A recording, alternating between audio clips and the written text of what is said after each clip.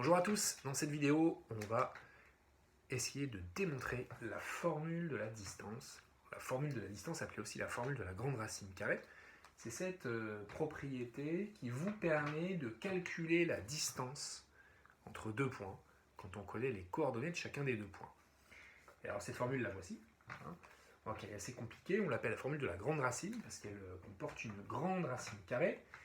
Et puis, quand on la regarde de plus près, on se dit que peut-être elle nous fait penser un peu au théorème de Pythagore, parce qu'il y a un carré, plus un autre carré, et puis rappelez-vous, parfois quand on utilise Pythagore, on a besoin de la racine carrée, parce que de l'autre côté, on a le carré de l'hypoténuse. Alors, pour essayer de prouver que cette égalité fonctionne, ce qu'on fait, c'est qu'on va partir d'un schéma.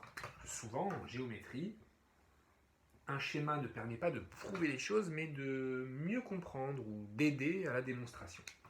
Alors, je vais retracer un petit peu mieux ce repère. Voilà, je vais prendre un peu de place. Et puis, je vais placer deux points. Un peu n'importe où, mais ceci n'a pas d'importance. Il pourrait être absolument n'importe où dans le plan. Voilà, deux points A et B.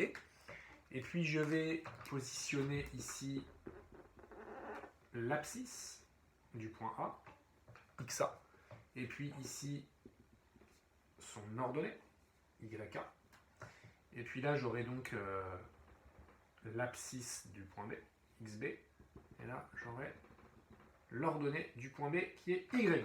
Voilà. Et puis je vais construire un triangle.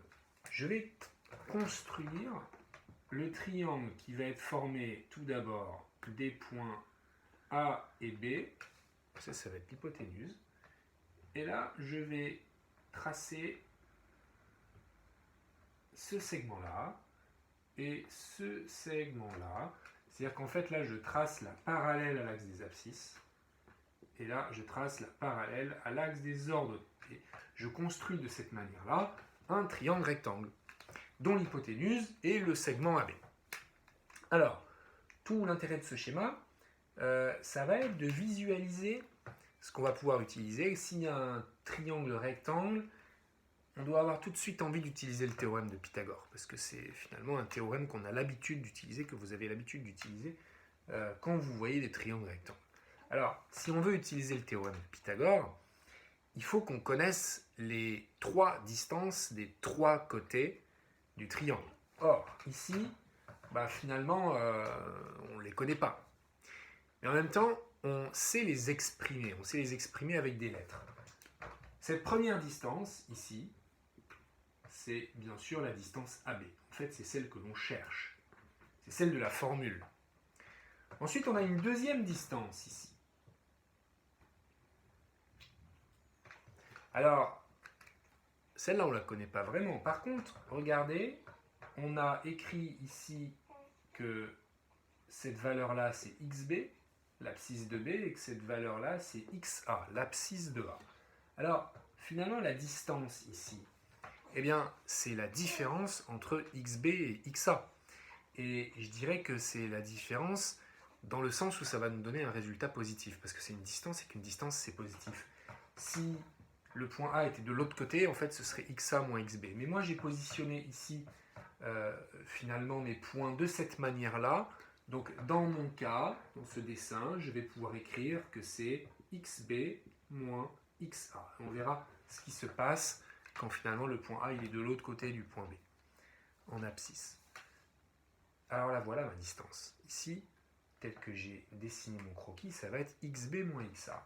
Et ici, cette dernière distance dont j'ai besoin, c'est un peu la même chose, c'est que je vais l'obtenir en fait en faisant la différence entre ces deux valeurs. YB moins YK dans ce sens-là par rapport à mon croquis. YB moins YK. Et là, je suis en mesure désormais d'écrire le théorème de Pythagore. Alors, je vais quand même avoir besoin d'un nombre de points ici pour ce point-là, pour écrire proprement le théorème de Pythagore. Là, mon point A, en fait, c'est celui-là dont je l'écris un peu plus bas. Et c'est parti. Grâce à mon schéma, je vais pouvoir écrire le théorème de Pythagore. Le théorème de Pythagore, il me dit quoi? Il me dit que dans un triangle rectangle, l'hypoténuse au carré, Donc ici, l'hypoténuse, c'est AB. Donc AB au carré. C'est égal à quoi? C'est égal à la somme des carrés des deux petits côtés. C'est-à-dire à AH au carré plus BH au carré. Alors, je continue, parce qu'il y a ici des distances que je sais réécrire autrement. Donc AB au carré, je vais remplacer AH, c'est quoi? AH, c'est la distance XB moins XA, que j'élève au carré. Avant d'aller plus loin, on va en parallèle gérer le cas où le point A serait de l'autre côté du point B. C'est-à-dire le cas où le point A a une abscisse qui soit supérieure à l'abscisse de B. Dans ce cas-là, en fait, la distance, c'est pas XB moins XA, c'est XA moins XB. Ok, c'est-à-dire c'est l'opposé de XB moins XA. Et quand je l'élève au carré, ça va me donner finalement le même résultat que XB moins XA au carré. C'est-à-dire que, indifféremment, si j'ai XB moins XA au carré ou XA moins XB au carré, ça me donne la même valeur, le même résultat. Donc finalement, je gère tous les cas en ayant dessiné mon triangle de cette manière-là. C'est-à-dire avec la position du point A ici et du point B qui est une abscisse supérieure à celle du point A. Donc finalement, je vais garder ce XB moins XA au carré. Et puis pour ma distance BH au carré, un peu la même chose, ma distance BH sur mon croquis, c'est YB moins YA. Donc je l'élève au carré. Et si jamais j'avais un point B qui soit situé plus bas que le point A, c'est-à-dire avec une ordonnée plus petite, eh bien la distance BH, en fait, si mon point B était là, par exemple, la distance BH, ce serait plutôt YA moins YB. Oui, mais YA moins YB, finalement, si je l'élève au carré, eh bien pareil, ça va me faire la même chose que YB moins YA au carré, donc je peux laisser cette expression-là, qui va gérer tous les cas possibles. Donc finalement, cette écriture-là, AB carré égale XB moins XA au carré plus YB moins YA au carré, eh bien, elle est valable, quelle que soit la position des points A et B dans le plan. Alors, j'ai bien avancé là, parce que ça commence à ressembler beaucoup. Regardez, je vois mon XB moins XA, que je retrouve là, je vois le carré, je vois le plus, je vois encore le YB moins YA qui est là, et le carré. Donc là, on reconnaît bien l'utilisation du théorème de Pythagore. Il reste une seule chose à faire, c'est que moi ici, j'ai AB au carré, et ce que j'aimerais, c'est AB. C'est-à-dire sa racine carrée.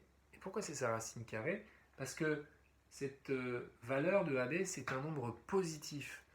Donc, il y a une seule possibilité pour avoir un nombre positif quand je connais son carré, c'est d'appliquer la racine carrée.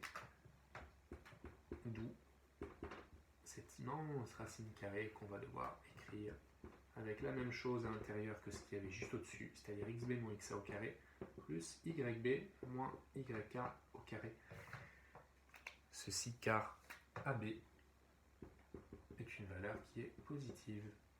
Je viens donc de prouver que la distance AB peut s'exprimer en fonction des valeurs de XA, XP, YA, YB, c'est-à-dire des coordonnées des points A et B. Et voici l'écriture finale de la formule de la grande racine carrée qui vous permettra de calculer des distances quand vous aurez des coordonnées de points dans un repère.